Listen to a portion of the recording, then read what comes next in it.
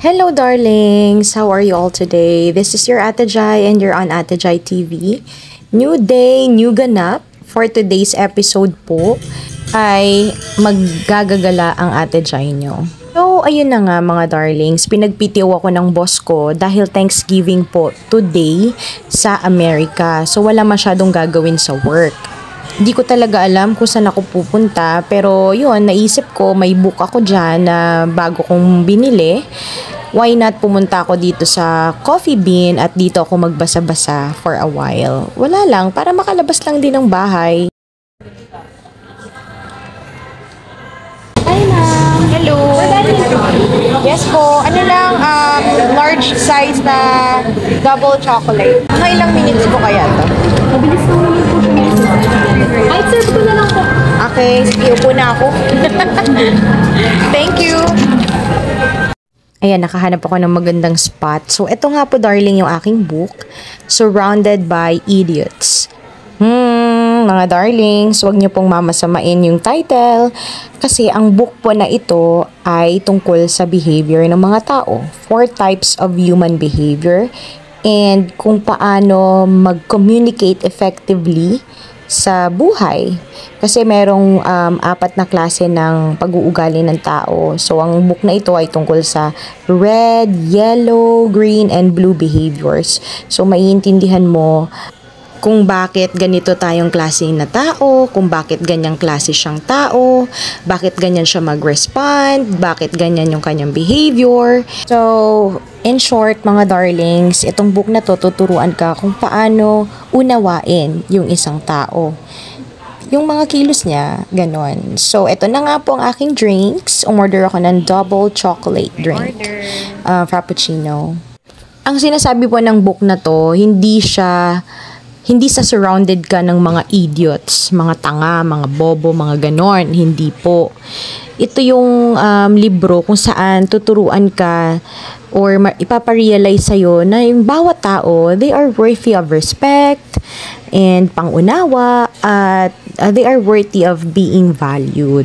Di ba nga po, minsan may mga makikilala tayong mga tao and wini-wish natin na sana ganyan din tayo katulad sa kanya. Parang yung mga bagay na nag-i-struggle tayo, dun sila magagaling. Kaya minsan naiinggit tayo, di ba? Pero darlings, hindi ito inggit in a bad way ha. Ang tinutukoy kong inggit dito is parang gusto mo ring maging kasing galing nila, maging katulad nila kasi nai-inspire ka sa kanila. Hay nako darling, nagutom po ako kaya lumabas ako ng SM at pumunta ako dito. Kano po yun sa akin ate? Barbecue mukbang pala to mga darling for tonight's video. Ayan, ang order ko may isaw, may chicken feet, may tenga ng baboy, may chicharong bulaklak, and then chicken, tapos pork laman, 2 sticks. 175 daw po yung halaga ng order ko. Tapos plus 5 para sa paper plate. Pero wala silang rice. Ayan, kainan na! Buti na lang talaga may barbecue ako nahanap kasi ito talaga yung kinikrave ko ngayon eh. Tumakbo-takbo pa ako, nakamotor po ako mga darling. Habang yun, tingin-tingin ako sa paligid, puro mga tapsihan lang. Hanggang sa may natagpuan ako na, eto nga, nagba-barbecue. At alam nyo ba mga darlings, walang anghit ang kanilang barbecue. Lasang malinis. Ayun. Ayan, isaw, nakakamiss. Pero isa lang binili ko. Ang sarap. Nakakasabik. Nakakamiss. Patingin-tingin ako sa paligid kasi nasa harapan ko po ay kalsada and then doon nakapark si Mayumi. Tsaka may mga bumibili din pero kakaunti lang yung nag-dine in. Ayoko na kasing iuwi to sa bahay. Gusto ko na ditong kainin. Ayun nga lang, walang rice. Wala akong rice. Ayan, ano yan? Chicharong bulaklak. Ang sarap. Di ko in-expect. Chicharong bulaklak pala yan. Saka ko lang nalaman nung tinikman ko na. Kung alam ko lang, dinagdagan ko sana. Gusto ko sa barbecue yung medyo tostado, pero hindi naman sana yung sunog. Yan o, may sunog. Pero, kere lang yan. Masarap naman eh. At saka nananabik ako. Hay nako mga darlings, mag-isa lang po ako niyan. Kaya ko namang kumain mag-isa, kaya ko namang gumala mag-isa, kaya kong mag-dine-in mag-isa. Si Blue kasi hindi siya masyado kumakain ng mga kung ano-anong food. So, hindi ko rin siya pwedeng dalhin dito. At saka isa pa, nakamotor lang po ako and iisa lang yung helmet. So, during that time, nasa bahay lang siya. Nagpabili lang siya sa akin ng 19 degrees na milk tea. Natuwa ako dito sa, ano po ba ito? Parang tenga ba ito ng baboy? Kasi walang kaanghit-anghit, walang kalangsa-langsa. Kaya tuloy-tuloy yung kain ko dyan. Ang sarap. Next time, yayain ko si Ted dito kumain. O, sino bang gustong sumama sa akin next time? Kain tayo ng barbecue? Saan po ba may masarap na barbecue? Yayain nyo naman ako.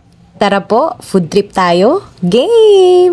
Sa mga oras na to mga darling, talagang gusto ko na ng kanin yan. Kaya lang naghanap ako dyan sa mga kadais na mga nagtitinda rin ng pagkain. Pero hindi sila nagbebenta ng kanin kasi para na lang din daw yun sa binibenta nila. May mga siomay pero with rice, may sisig pero with rice. Para na lang daw yun doon. Wala na silang parang extra rice na ibebenta pa sa iba. Hindi ko naman kayang ubusin kung bibili pa ako sa kanila kasi ang dami na nga ng in-order ko. Ayan, chicken feet. Ay, ang sarap. Iniisip ko nga hay, ano kaya kung bumili ako ng alak? Pero wag na lang, pinigil ko ang sarili ko. Hindi ako bumili ng alak, tubig lang. Bibilisan ko ng speed nito ng video ko mga darlings ha. Baka kasi naiinip na kayo dyan ang haba-haba na. Ayan, tapusin ko lang yung kinakain ko. Chicken.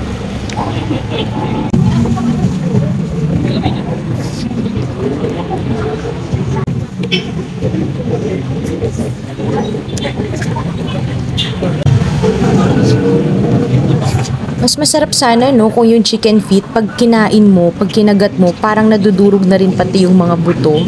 Yung parang super lambot-lambot, yun ang sarap nun.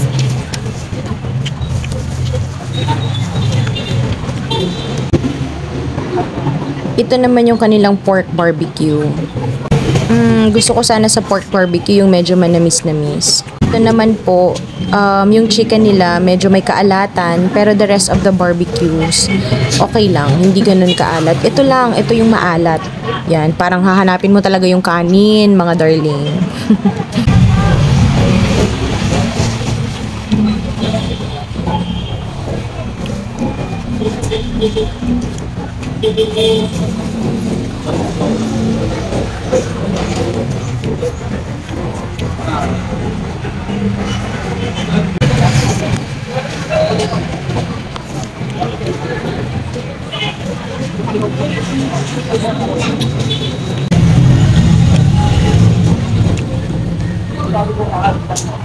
Mulat. Minamadali ko na yung pagkain yan, darling, kasi umuulan na yung mga time na yan, mas lumalakas yung ambon. Paano yun? Mababasa ako, wala pa naman akong raincoat. Ayan, gala pa more. Buti na lang, may gloves sila. Ayan, punas-punas na at nagre-ready na ako. Uuwi na po ako. Maraming salamat po sa panonood. Maraming salamat po sa pagsama sa akin. Good night. Goodbye everybody. Good morning. Happy birthday sa lahat ng may mga birthdays. Happy anniversary sa lahat ng nagsiselebrate na anniversary. Ingat po kayo palagi. Maraming salamat sa panonood. Bye-bye. Uwi na po ako. Mwah.